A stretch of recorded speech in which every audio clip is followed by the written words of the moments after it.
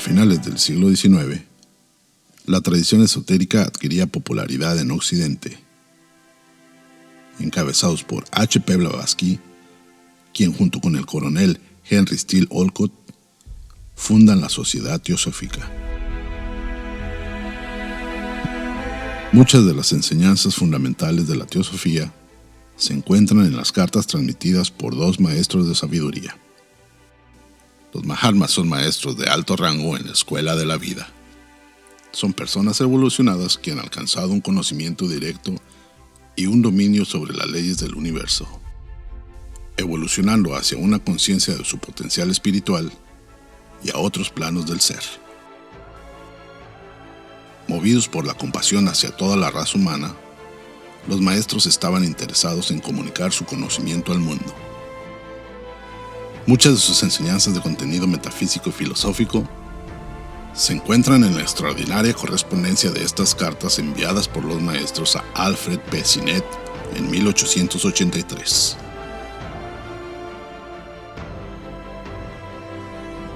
Hacemos la invitación para unirse al estudio de las cartas de los Mahatmas los días martes a las 11:30 horas del centro de México.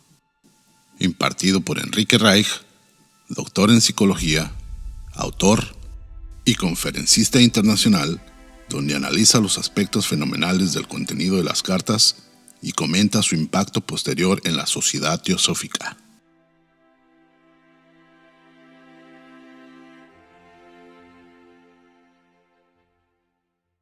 Buenas tardes, chicos. Vamos a continuar con el estudio de las cartas.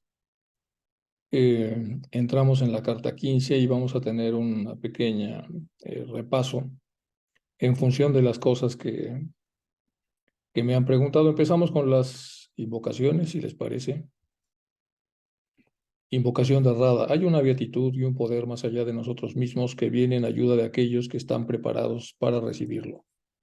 Nos dirigimos respetuosamente hacia aquella beatitud, aquellas grandes fuentes de las cuales emanan incesantemente la fortaleza y la inspiración hacia todos los que estamos resueltos a abandonar el yo personal para desarrollarnos, aprender y compartir fraternalmente y sin reservas.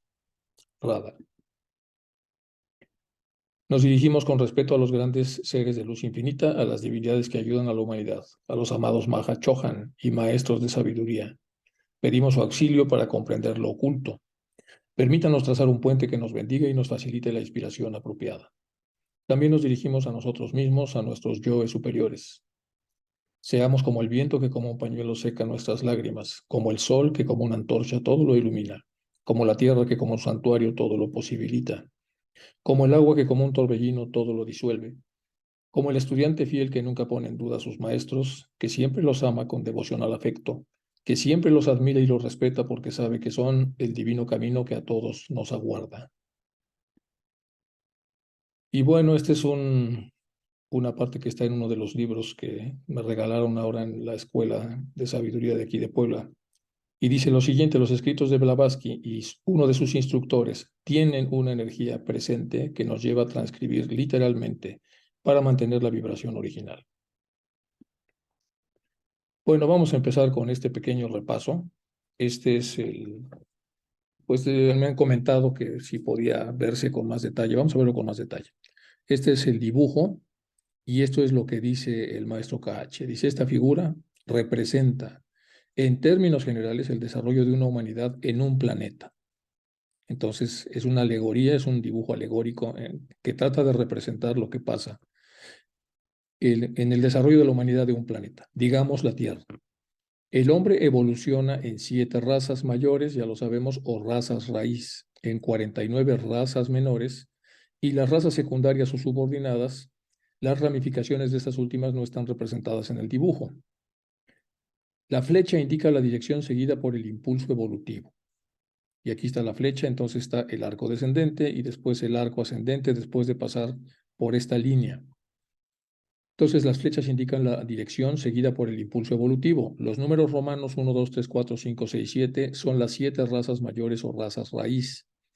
Se ponen en esta zona de acá. Aquí está 1 romano, 2, 3, 4, 5, 6, 7 romano. Los números arábigos 1, 2, 3, etcétera, son las razas menores.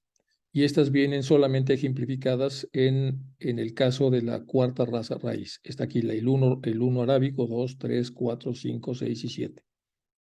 Son las razas menores. Las letras minúsculas son las razas secundarias o ramificaciones de las que ya hemos hablado en otras sesiones, y estas aparecen aquí muy pequeño. Está AAA, ABBB, ACC, etc. Es decir, están prácticamente fuera del círculo. La N mayúscula es el punto inicial que está en esta parte de aquí y está de hecho fuera de la circunferencia, y terminal. La N es el punto inicial y terminal. Aquí todo empieza y todo termina. Es que el círculo vuelve otra vez a la letra N, que en este caso se pone como un eje que está por fuera. Y terminal en la evolución del planeta. La letra S es el punto axial donde el desarrollo equilibrado se ajusta en cada evolución de la raza. Entonces aquí está el punto S en esta zona de aquí abajo. La letra E son los puntos ecuatoriales donde el arco descendente y el intelecto dejan atrás a la espiritualidad. Y el arco ascendente, la espiritualidad vence al intelecto. Es decir, en la zona, la mitad de la naranja hacia arriba, es más la espiritualidad que el intelecto o la intelectualidad. Pero al pasar por este borde, que es el ecuador que está aquí, inmediatamente empieza a ganar terreno la intelectualidad y empieza a perder terreno la espiritualidad hasta llegar al punto máximo inferior, y después de ese punto máximo inferior, que es otro borde, empieza a recuperarse la espiritualidad y a perderse la intelectualidad, y al pasar por este punto de ecuador empieza a ser ya mucho mayor la espiritualidad que la intelectualidad hasta regresar otra vez al punto número N o al punto N en donde se ha terminado todo el transcurso del globo. Es lo que viene así explicado para verlo con más detalle. Los puntos ecuatoriales donde el arco descendente y el intelecto deja atrás a la espiritualidad, y en el arco ascendente la espiritualidad vence al intelecto. Bueno, lo que estábamos hablando. Y luego la nota, lo que antecede este escrito de mano de Damodar, el resto es manos de KH. Esta viene de la mano de KH. Postdata, con la prisa, Damodar hizo un dibujo algo inclinado, fuera de la perpendicular, pero servirá como un apunte imperfecto. Lo dibujo para representar la evolución en un solo planeta, pero yo he añadido una palabra o dos para que también pueda aplicarse. Y así es a una cadena entera mambantárica de mundos, es decir, para que esto pueda ser como más general. Y ahora vamos a tratar de ubicar, aunque el maestro pone aquí, después de las razas raíz, todo el ciclo podría verse también en forma circular, y de ser de manera circular, pues tendría que ser, el ejemplo tendría que ser este. Y habría que ponerlo en cada uno de los gajos que había puesto Damodar. No lo hizo así, lo puso en la parte más periférica del planeta, y a las razas raíces lo puso en la parte pues, bastante más cerca del centro, y a las razas accesorias están prácticamente por fuera como lapas, que ya nos había explicado en otra de las sesiones. Quizá este sería un dibujo más intermedio, aunque obviamente esto ya es una hechura mía. Tenemos entonces lo mismo que nos ha compartido el maestro ya arreglado, y si lo pasamos de este lado, el único problema es que las subrazas aparecen en los números pegados a la circunferencia, que deberían quedar más o menos así, como está de este lado. Luego las razas estas accesorias aparecen en la parte externa, tal como aparecen también aquí.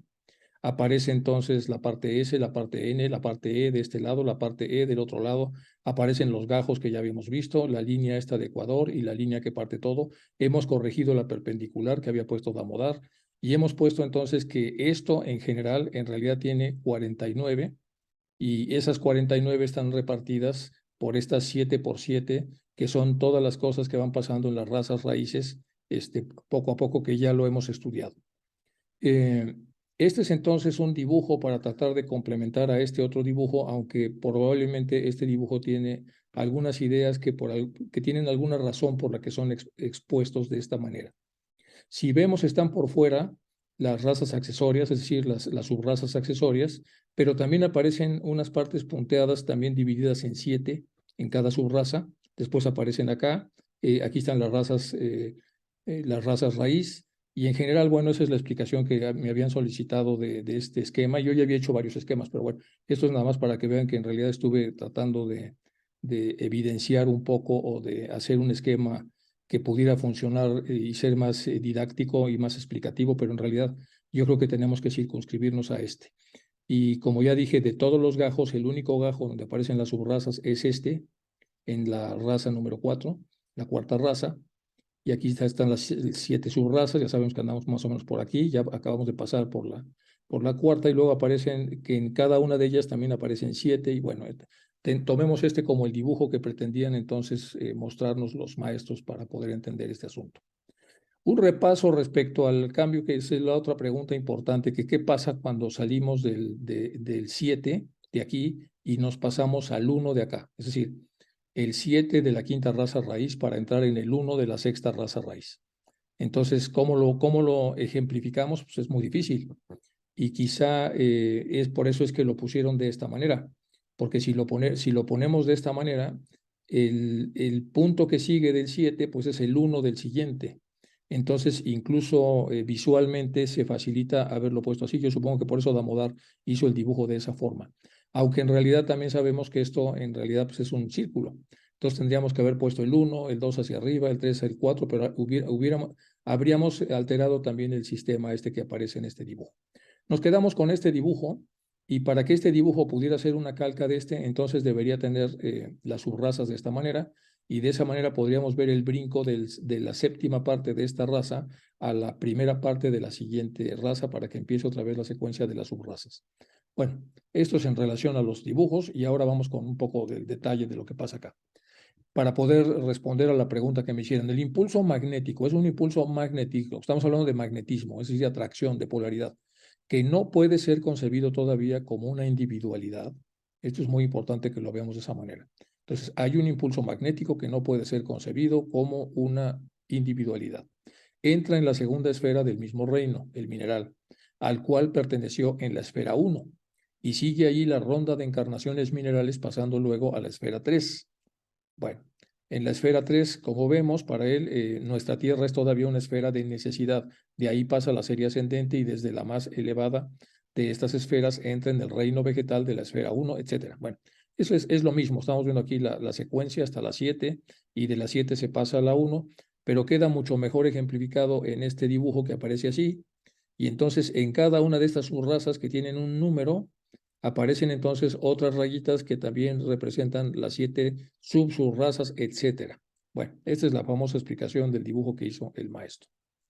Bueno, aquí vienen más detalles que ya los habíamos avisado, ya los habíamos revisado, sin recibir ningún nuevo impulso de fuerza creadora que venga de lo alto. Su carrera alrededor del ciclo de mundos como principio mineral ha desarrollado algunas nuevas atracciones o polarizaciones que le lleva a asumir la forma vegetal más inferior. Esto también es muy interesante porque lo que dice, lo voy a repetir, sin recibir ningún nuevo impulso de fuerza creadora que venga de lo alto, de lo de arriba, su carrera alrededor del ciclo de mundos como principio mineral ha desarrollado algunas nuevas atracciones o polarizaciones. Es decir, las ha hecho por sí misma, la mónada, porque no ha recibido nada que venga de lo alto, que la lleva a asumir ahora la forma vegetal más inferior. Bueno, en las formas vegetales pasa sucesivamente a través del ciclo de mundos, siendo todavía toda la existencia de un círculo de necesidad, ya que aún no se le puede atribuir ninguna responsabilidad a una individualidad inconsciente y por lo tanto en ninguna etapa de su progreso no puede hacer nada por escoger o uno u otro de los senderos divergentes. ¿O es que hay algo incluso en la vida de un vegetal que aún sin responsabilidad pueda hacerlo ascender o descender en esta etapa crítica? Una pregunta importante. Al haber completado todo el ciclo como vegetal, la individualidad en desarrollo se expande en el circuito siguiente como forma animal. Y aquí nos da otra clave con un verbo, se expande, crece en el circuito siguiente como una forma animal. Ya Taimni en algunos de los dibujos que hace nos había más o menos explicado esto o lo había interpretado de esta forma, porque aquí tenemos un nuevo verbo que es el de expansión. En el número 4, la evolución de los mundos no puede ser considerada aparte de la evolución de todo lo creado. Están vinculados. O lo que tenga existencia en estos mundos. Los conceptos que usted admite en cosmogonía, tanto desde el punto de vista teológico como científico, le dice Hume, no capacitan para resolver ni un solo problema antropológico, ni siquiera étnico. Y son un obstáculo para usted cuando se trata de resolver el problema de las razas en este planeta desde esa óptica. Cuando una persona empieza a hablar de la creación y del origen del hombre, se da de cabeza contra los hechos una y otra vez, porque el approach que normalmente se utiliza desde el punto de vista de lo étnico y lo antropológico no es una aproximación apropiada. Bueno, y luego nos quedamos aquí en lo de Shababat, en su aplicación universal Fohat, cuando se manifiesta a través de nuestro mundo fenomenal, o mejor dicho, cuando se manifiesta a través del universo visible, Fohat, y por lo tanto en sus limitaciones, debido a que el visible, ya sabemos, mantáricamente hablando, es este plano de manifestación. Es Pravriti cuando se activa y Nibriti cuando es pasiva. Llámela Sakti de Parabrahman, si lo prefiere, y diga con los Advaityas, por ejemplo, Subarrodis es uno de ellos, que Parabraham más Maya se convierte en Isvar, que es el principio creador. Y en la página siguiente viene un poco de las definiciones de Isvar para poder estar más o menos en frecuencia de lo que aquí dice el maestro. Déjenme ver si lo tengo acá. Aquí está, no, Isvar no lo tengo acá. Bueno, continuamos entonces con lo que estamos viendo.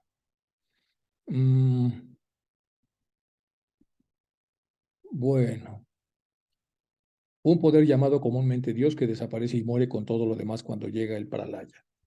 Bueno, o bien puede usted opinar como los filósofos budistas del norte y llamarle Adibudi, a la inteligencia omnipenetrante, absoluta y suprema, con su divinidad manifestándose periódicamente, Avalokitesvara, una naturaleza inteligente manvantárica, completada con la humanidad. Nombre místico que damos a la hueste de los Diyan Choans. Los Diyan Choans solares o la hueste de nuestro sistema solar solamente, tomados colectivamente cuya hueste representa la fuente madre, la suma total de todas las inteligencias que estuvieron, están o que siempre estarán en nuestra ristra de planetas gestadores de hombres, o en cualquier parte o porción de nuestro sistema solar.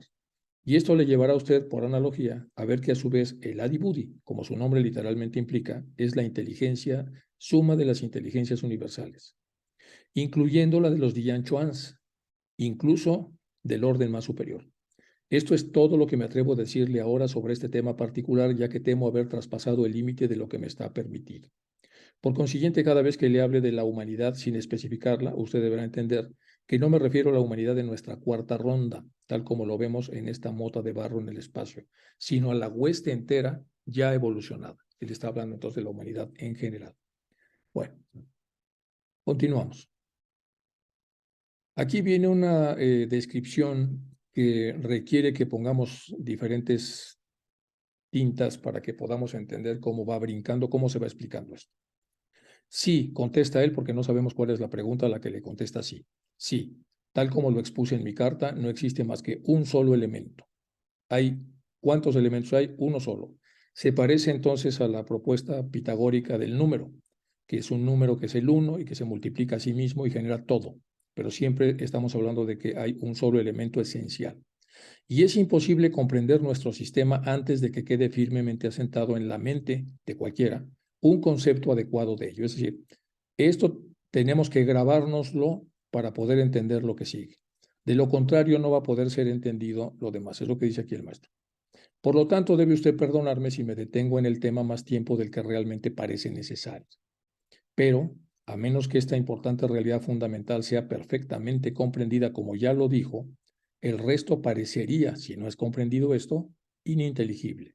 Bueno, esta es como la advertencia de por qué se tiene que asentar, asumir y aceptar que hay un solo elemento.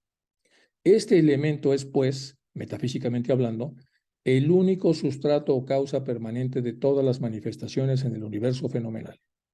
El único sustrato, único, o la única causa, que además es permanente de todo lo que se manifiesta en el universo fenomenal. Eso es entonces ese solo elemento, el único sustrato, la única causa permanente. Regresamos a otra tinta. Los antiguos hablaban de los 5 elementos cognoscibles, que eran éter, aire, agua, fuego y tierra, y del único elemento incognoscible para los no iniciados, el sexto principio del universo, llámelo Purush, Sakti o como sea. Mientras que mencionar el séptimo fuera del santuario, esto es para los antiguos, estaba castigado con la muerte.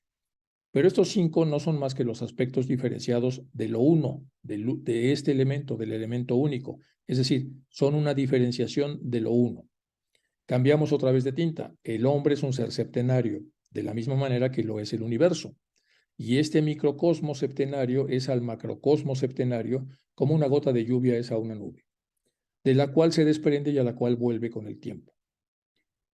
En este elemento, y regresamos a la tinta verde, único, están comprendidas o incluidas distintas tendencias que harán aparecer el aire, el agua, el fuego, etc.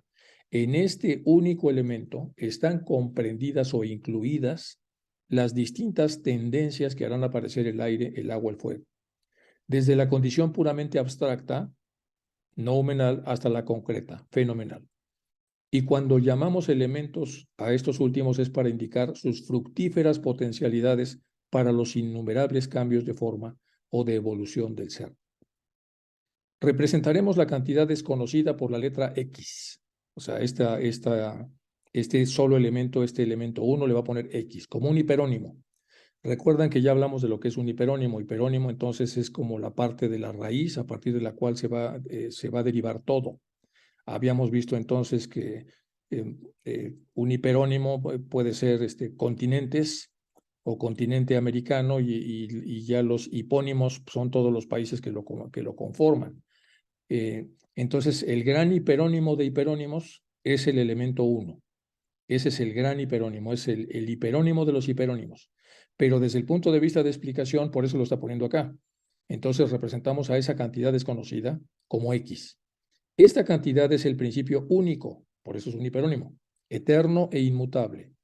Y ahora vamos a suponer que A, B, C, D, etcétera, todas las derivaciones 5 de los 6 principios menores o componentes del mismo, es decir, los principios de la tierra, el agua, el aire, el fuego y el éter a casa, siguiendo el orden de su espiritualidad y empezando por el más bajo, entonces serían los hipónimos. Es decir, estos siguen siendo lo mismo, pero en realidad son partes de lo mismo. Aquí ya hay una división, aquí hay una unidad. Hay un sexto principio que corresponde al sexto principio, el buddhi, en el hombre. Ya lo había dicho aquí adelante cuando hablaba de los antiguos. Entonces hay un sexto principio, el buddhi en el hombre. Para evitar confusiones, recuerde que al considerar la cuestión desde el lado de la escala descendente del abstracto, todo principio eterno sería numéricamente designado el primero y el universo fenomenal el séptimo. Y tanto si se trata del hombre como del universo, mirado desde otro lado, el orden numérico sería exactamente a la inversa. Pero no se nos autoriza nombrarlo excepto a los iniciados. Entonces aquí hay otra cosa que no se puede divulgar.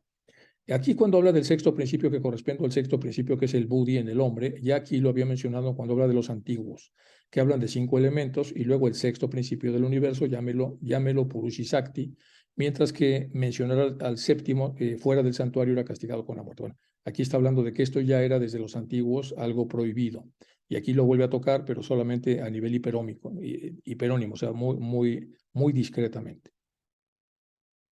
Ahora vamos a hablar de Subarró porque van a venir algunas cosas. El maestro ya nos ha hablado varias veces de Subarró y entonces vamos a ver cómo se llama. Se llama Talapaganda Subarró y aquí vienen un poco de los datos de su nacimiento. Vivió poco tiempo, como se ve aquí, de 1856 a 1890. Subarró adoptaba como sistema filosófico espiritual la Taraka Raja Yoga, un sistema brahman de yoga. En las palabras de Subarró, Taraka Raja Yoga es como si fuese el centro y el corazón de la filosofía Vedanta, según él, siendo que en sus aspectos más elevados es decididamente la parte más importante de la antigua religión de sabiduría. Actualmente se conoce muy poco de ello en la India. Lo que usualmente se ve en los libros comúnmente leídos da solo una idea muy inadecuada de su alcance y de su importancia. En verdad, entre tanto, es una de las 7 principales ramas de las cuales toda ciencia oculta está dividida, y de donde derivan, de acuerdo con todas las narraciones, los hijos de la llama, la misteriosa tierra de Shambhala. Elena Blavatsky se relacionó con Subarró luego de que éste escribiera un interesantísimo artículo en The Theosophist sobre los 12 signos del zodiaco. El artículo es sumamente profundo y cuando lo leyó Elena Blavatsky se interesó mucho en conocer a Subarró. Bueno, esta es la historia de Subarró. Esto es lo que Subarró habla de su orientación religiosa, que es Taraka Raja Yoga, y después de lo que habla de cómo se ha perdido la profundidad de esta aproximación. Vamos a hacer un pequeño repaso muy breve de lo que viene en este artículo que maravilló a Elena Blavatsky, los famosos 12 signos del zodiaco. Voy a leer solamente un poco del artículo porque no lo vamos a leer todo, pero vamos a ver entonces la profundidad que trae. Dice, los signos del zodiaco tienen más de un significado y desde cierto punto de vista representan las distintas etapas de la evolución hasta llegar a la existencia material del presente universo. Es decir, el verdadero zodiaco, la verdadera estudio de la astronomía antigua, incluye las distintas etapas de evolución hasta llegar a la existencia material, es decir, hasta el plano físico del presente universo con sus 5 elementos.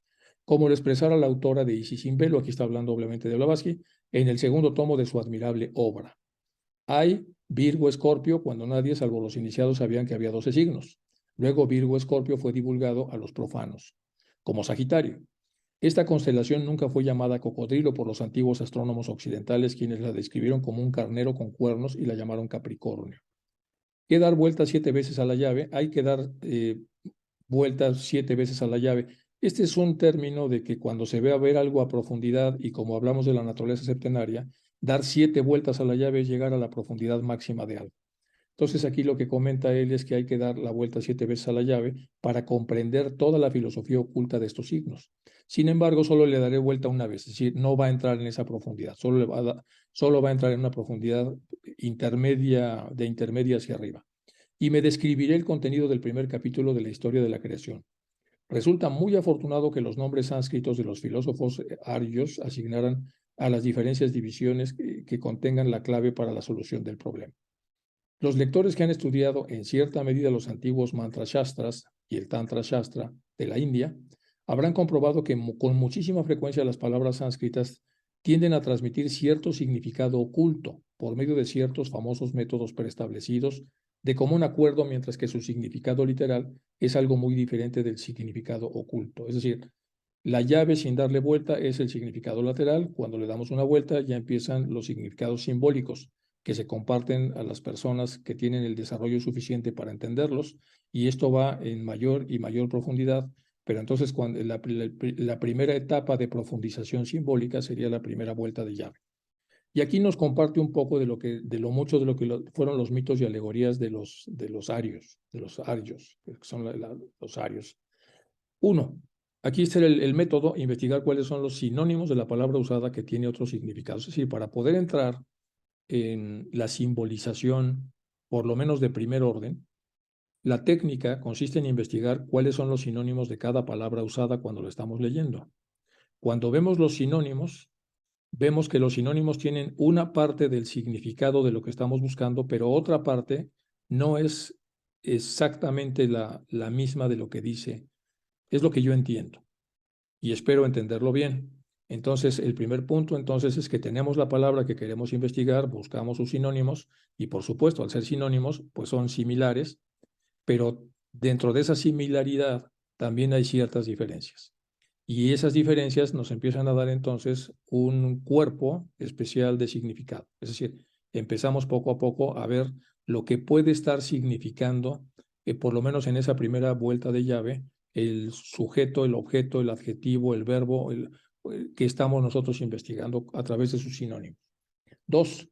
Investigar cuál es el valor numérico de las letras que componen la palabra, de acuerdo con los métodos dados en las antiguas obras tántricas.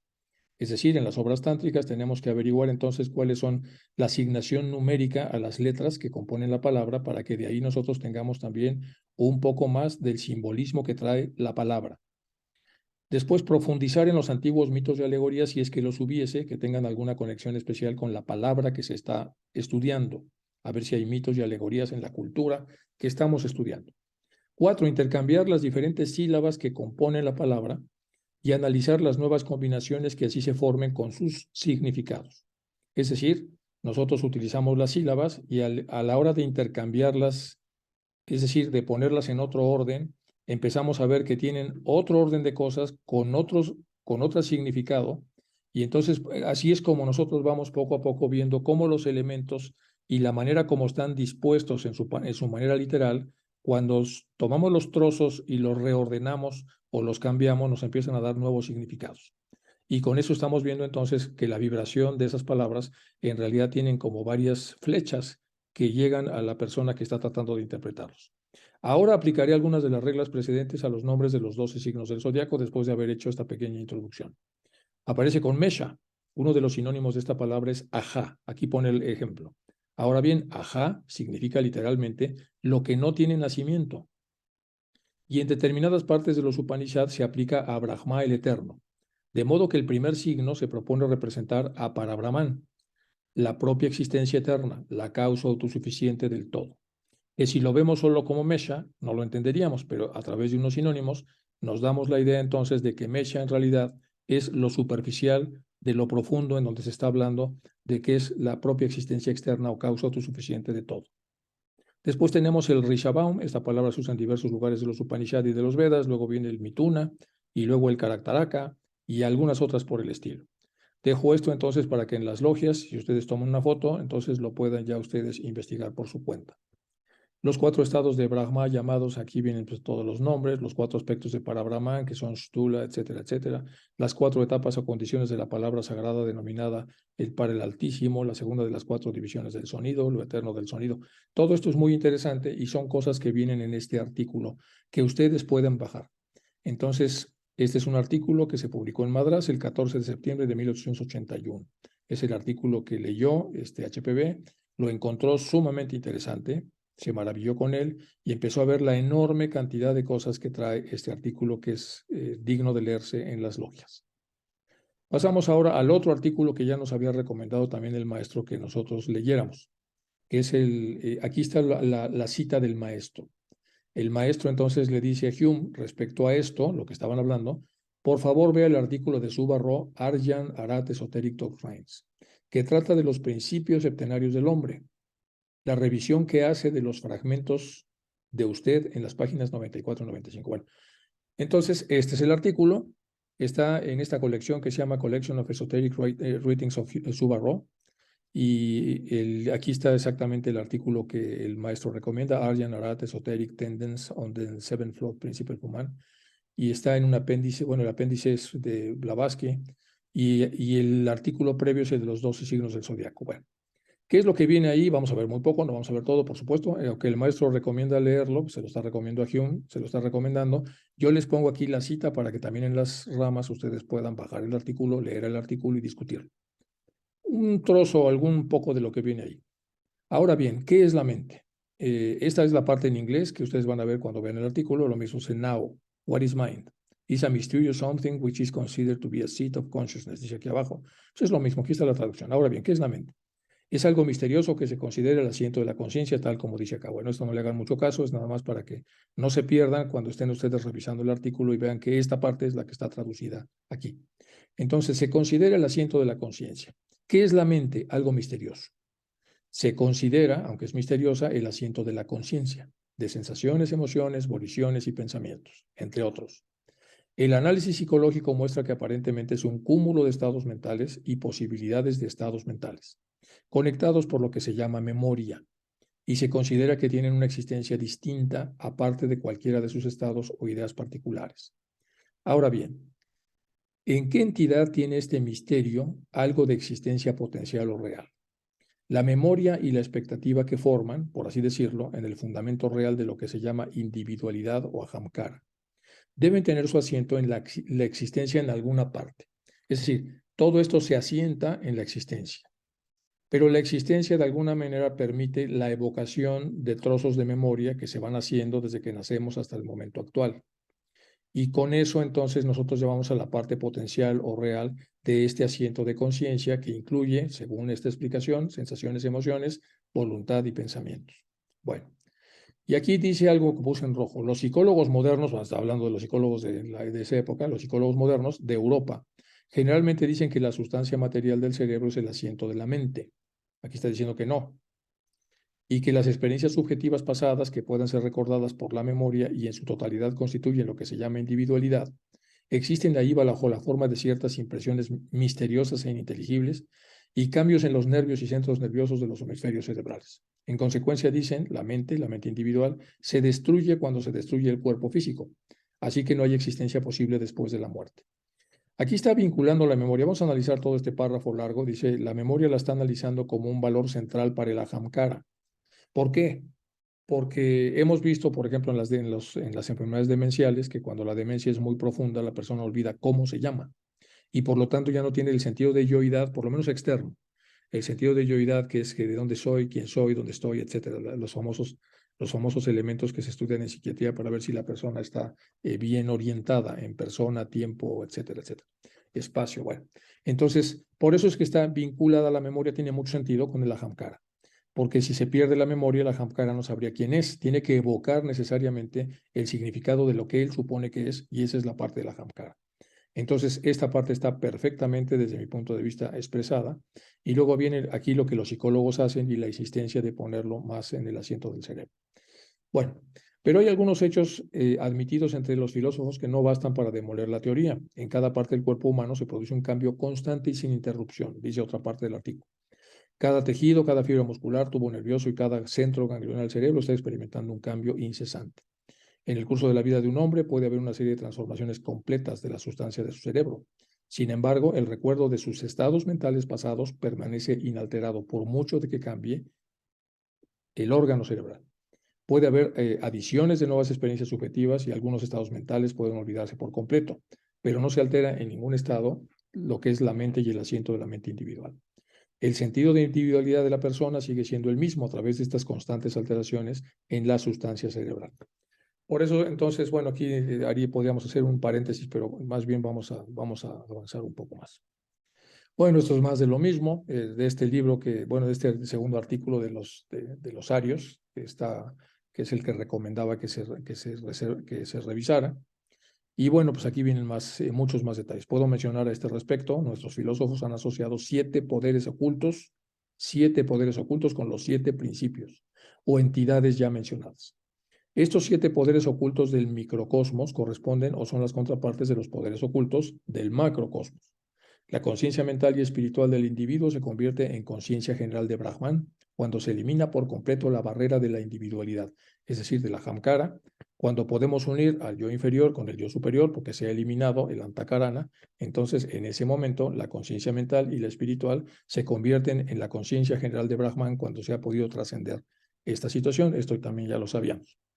No hay nada muy extraño en un poder o fuerza o Sakti que lleve consigo las impresiones de sensaciones, ideas, pensamientos y otras experiencias subjetivas. Ahora es un hecho bien conocido que una corriente eléctrica o magnética pueda transmitir de alguna manera misteriosa impresiones, sonido, etcétera, y algunas otras cosas. Bueno, ahora bien, este quinto principio representa en nuestra filosofía la mente, o para hablar más concretamente, el poder o fuerza arriba descrita. Bueno, ahí viene todo esto, y esto también les voy a invitar en las logias que lo puedan ustedes leer con mucho cuidado, porque es lo que ya había recomendado el maestro que se leyera. Y aquí viene un poco de las definiciones que son necesarias para poder entender todo lo que aquí se está diciendo. Y aquí, bueno, viene un esquema que hace al final para poder entenderlo. Esto viene hay una sitio que se llama Hindupedia, de los hindúes, en donde vienen pues muchas cosas, y esto es específicamente del mantra sastra, porque el mantra sastra ha sido ya explicado en la parte anterior, que ustedes van a poder observarlo cuando lo vean. Aquí tengo una pequeña definición del mantra sastra, y aquí viene la liga para que ustedes, cuando estén atorados con alguna situación que tiene que ver con aspectos que están relacionados con la filosofía antigua oriental, lo puedan buscar en Hindupedia. Bueno. Continúa, hablemos de los Upanishads y de aquellas porciones de los Vedas que no son principalmente dedicados a ceremonias públicas en la antigüedad. Los arios son difícilmente inteligibles sin algún conocimiento de esta doctrina. Incluso el verdadero significado de la gran ceremonia a lo que se refieren los Vedas no serían perfectamente aprehendidos sin que la luz sea arrojada sobre ellos. O sea, ¿qué pasaba ahí?